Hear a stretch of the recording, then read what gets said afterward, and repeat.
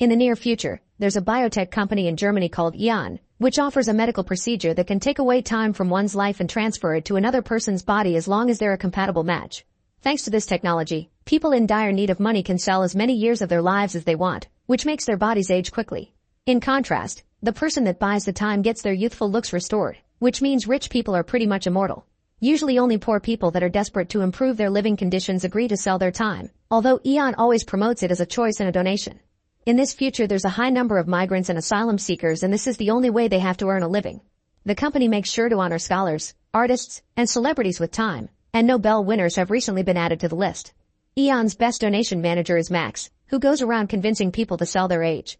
Today he's talking to the son of a migrant family, telling the teenager that he would greatly benefit from selling 15 years of his life. To convince him, Max explains how he sold 5 years of his life in order to afford a college education. He also points out that the chances of his family finally getting the legal paperwork to live in peace is almost zero, but this money could help them open a business. All this manipulation gets Max the deal.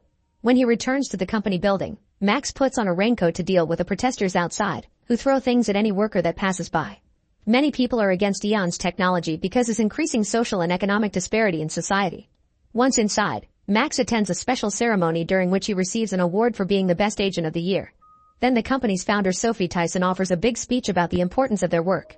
Meanwhile, in one of Eon's clinics, patients are having a calm day when suddenly, a man dressed as an employee pulls out a gun and shoots a bunch of people in the room before graffitiing the wall with an A symbol and then running off. He's from the Atom Group, which is meant to be an anti-Eon organization. They use terrorist activities to stop the company and kill people in the name of saving society. Later, Sophie together with her guards Kaya and Novak are watching a video sent by Atom's leader Lilith, who promises more chaos is coming. Max returns home and prepares a special dinner to celebrate his award with his wife Elena. They haven't finished paying for the apartment yet, but their dream is to have kids, so before eating they end up getting frisky for a while. The next day, the couple goes to visit Elena's parents. Her dad jokes about maybe buying some extra years for himself, but he's very clearly being passive-aggressive and showing disdain for Max's job, which he considers unethical. Elena interrupts before an argument escalates, but during the ride home, Max wishes she would defend him instead of being annoyingly neutral.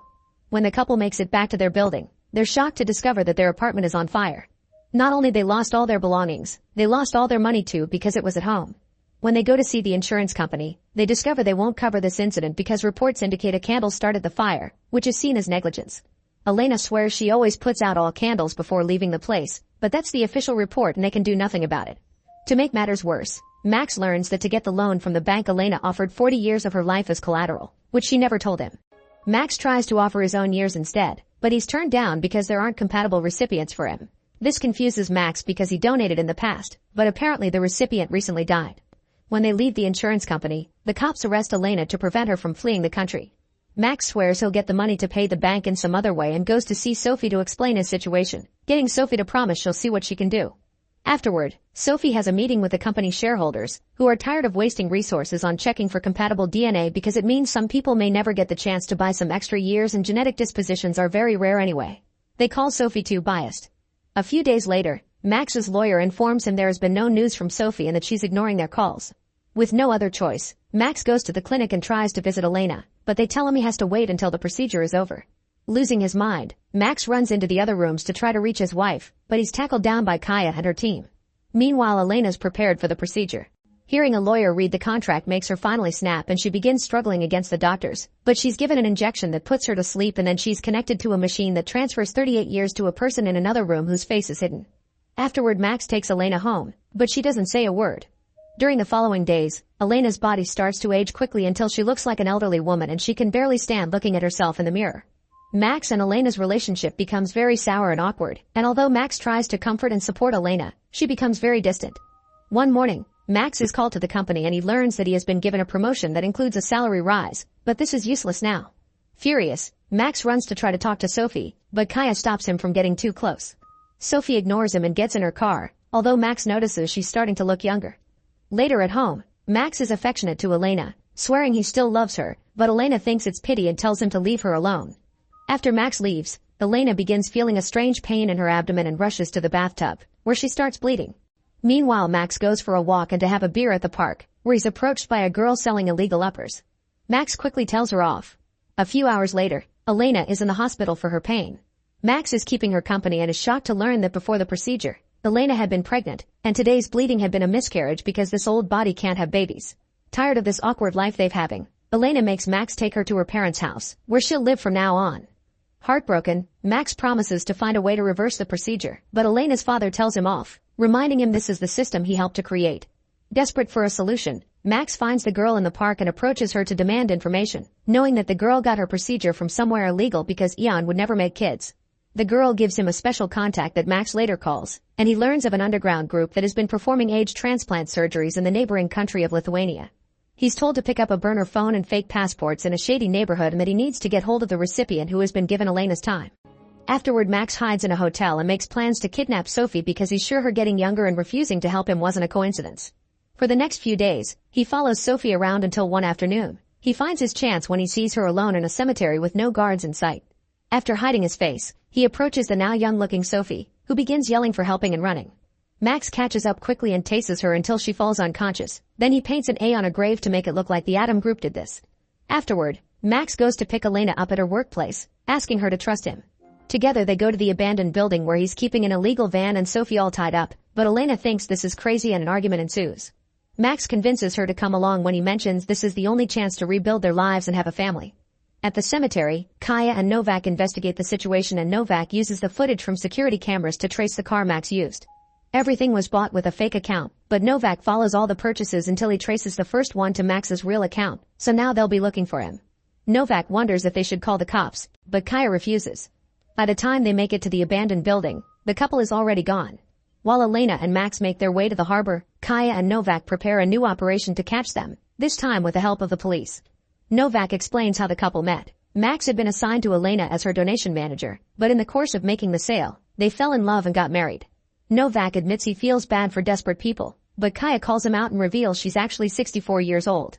She doesn't like modifying her body like this, but she does it for the job because she owes Sophie a lot.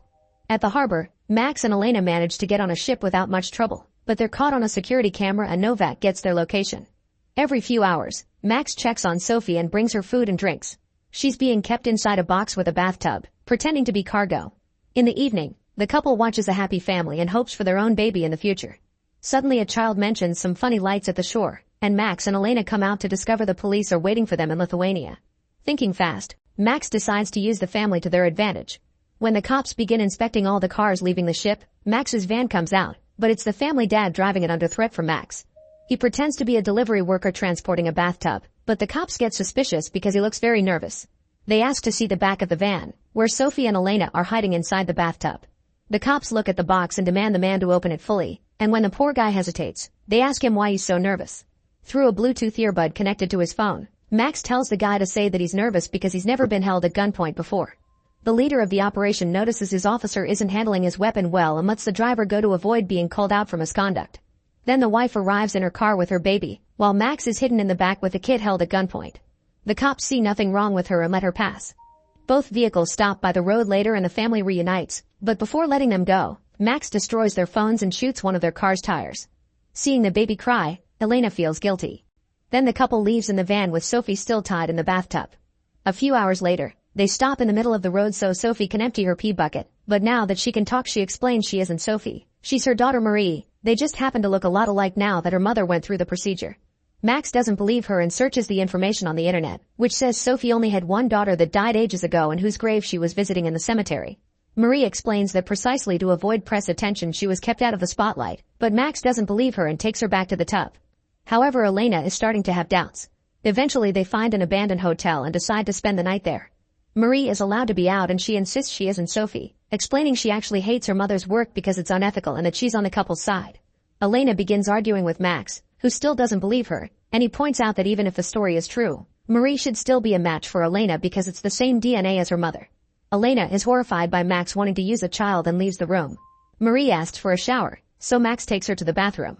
While Marie explains that Sophie had invented the age transplant method while trying to cure her sister, Max turns around so she can change, and Marie takes this chance to hit him and run away.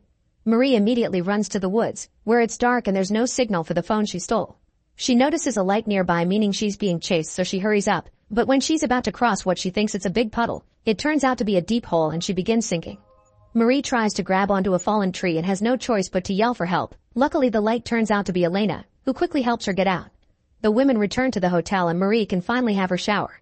When she takes off her clothes, Elena notices that she doesn't have the scars from the procedure, meaning she truly is Marie. Elena tells Max of this, but he explains the skin probably regenerated during the procedure and reminds Elena that he's doing this so they can have a baby. He tells Elena she deserves better and kisses her, which then escalates into getting frisky while a tied-up Marie can hear them from the tub. Meanwhile, Novak tells Kaya that he's found the location of the couple and they get ready to go after them. A few hours later, Elena and Max are suddenly woken up by a few men pointing guns at them. It's the Atom group, who take away Max's gun before Lilith reveals herself. She confirms the girl is Marie and not Sophie and then takes the trio to an abandoned building where she reveals the whole truth. Sophie had been looking for an age donor for her personal use, and that person happened to be Elena.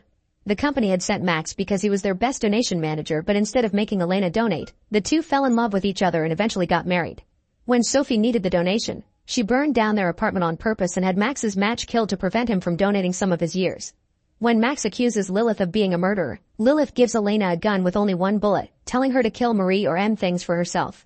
Elena doesn't dare to do either and drops the gun, causing Lilith to point out everyone is a pacifist when they're forced to take lives themselves, but they have no problem allowing doctors to do the same on their behalf.